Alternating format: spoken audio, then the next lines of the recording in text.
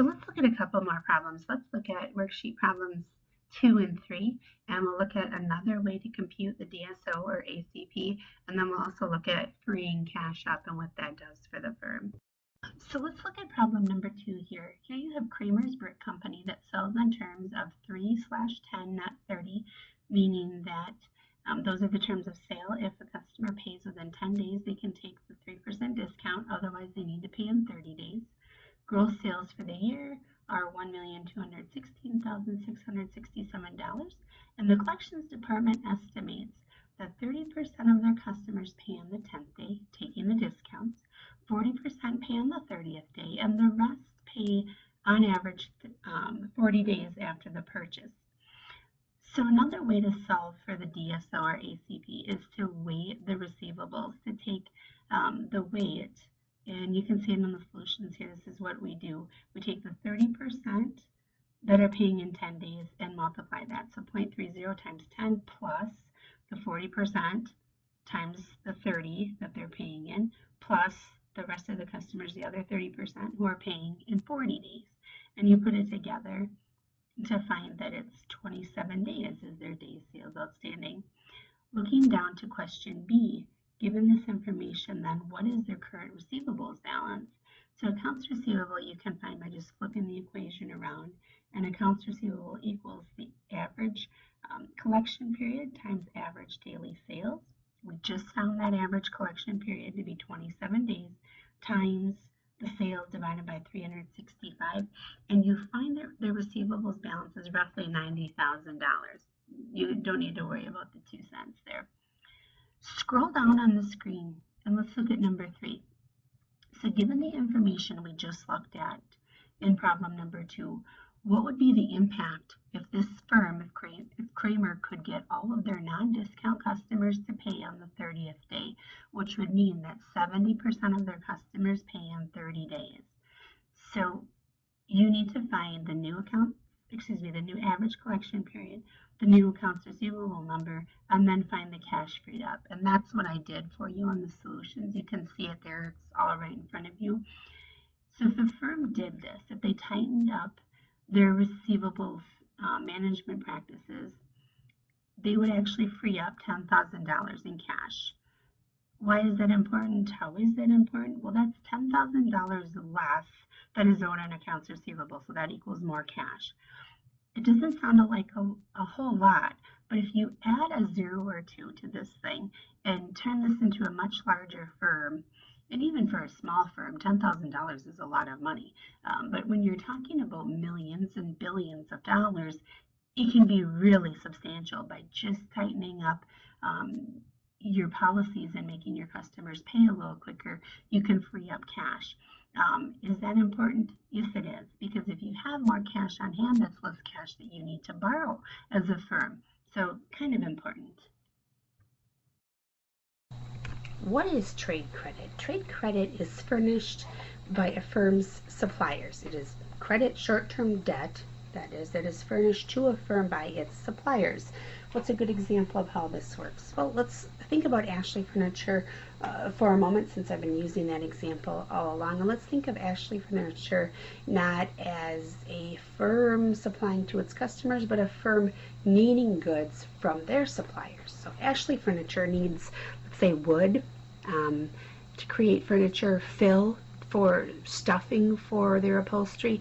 They need lacquer and laminates for finishes to their furniture, all kinds of things, all kinds of stuff, if you will, to create the furniture that they're going to sell to stores, who will then sell to average consumers like you and me.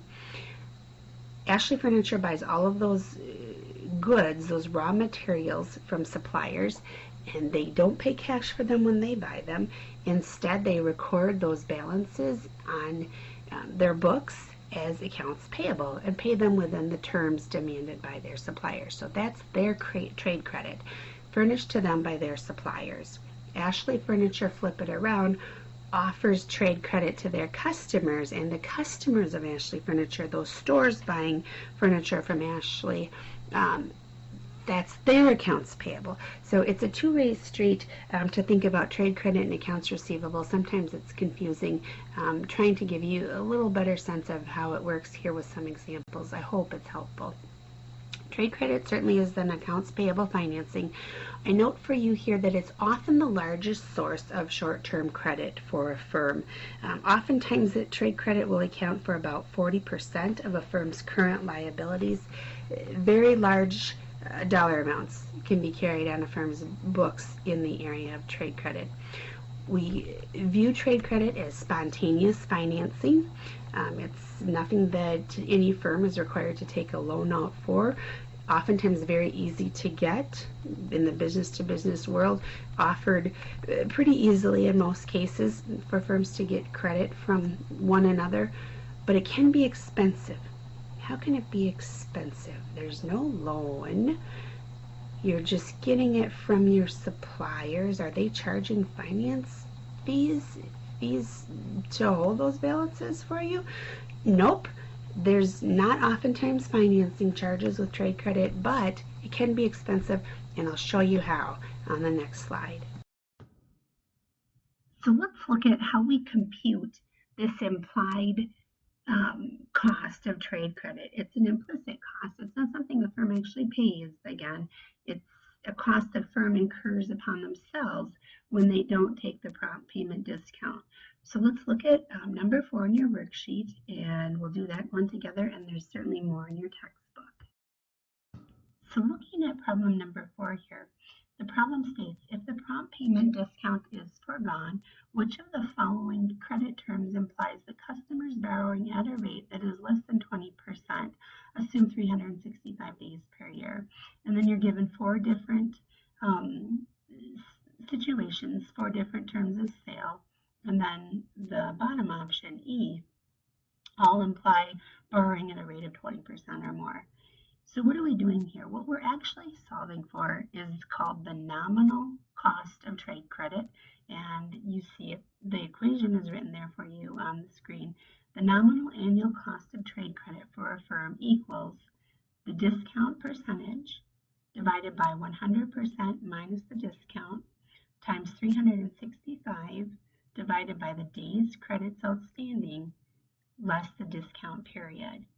So in this problem, the days credits outstanding, we don't have any other information other than what the net is. So that we're just going to assume if a firm's not taking their discount that they're going to pay in the net days. So let's look at A. For A, we put this all together in the equation, and our discount as a percentage is 0.02 divided by the 100%, which we can express as a whole number 1.00 minus the 0.02 discount times 365 divided by 30, that's the net, and that's what we're assuming the firm's paying in, minus 10. 10 is the discount period. When you put that together, you find that A is 37.24%. So what that tells us is that if this firm, or if a firm is offered those terms of sale, if they're offered a 2% discount to pay in 10 days, or they can pay in 30 days, if a firm does not take the discount and pays instead in 30 days, this is the implied cost that they're imposing on themselves for not taking the discount. Okay, that's what we're computing with the nominal annual cost of trade credit. We're not going to worry about the effective cost of trade credit that you see in your textbook. We'll just worry about the nominal. So you can look at B, C, and D. It's just plunking it into the equation. You've got the answers there in front of you. And you find, once you put all those together, give it a shot on your own, you find that E is actually the answer. So if this firm were to forego the discounts, they're actually paying more for the goods and implying these costs upon themselves by not taking the discount. So we have one last problem on your worksheet, problem number 5. Let's do that one together next. So let's look at number 5 here. Here we have Jimmy Shoes Company that's selling on terms of 310 net 40. Total sales for the year are 900,000. 30% of their customers pay on the 5th day and take discounts, so they're paying even sooner than 10 days. 70% of their customers actually pay on average 65 days after their purchases, so they pay late. What is the actual nominal cost of trade credit to those customers who do not take discounts based on 365 days, recognizing that they do not pay on time? So use the same equation we just used, and in this case, we actually have information regarding how they're paying. So we're not assuming that they're paying in the net. We're just going to assume they're paying in what you're told. So then when you plunk it all into the equation, the days taken to pay is 65 minus the discount period of 10. Put it all together in the equation, and the nominal cost of trade credit is 20.52%. Jimmy's day sales outstanding, you can take the 30% times 5 plus the 70% times 65 to get 47 days. And I have some notes on the solutions. How can they improve this, and why might that be important? They can improve it by making their customers pay on time that are paying late. And you could venture a guess, if 30% of the customers are paying in 5 days instead of 10, maybe there's some miscommunication. They don't actually understand the discount period.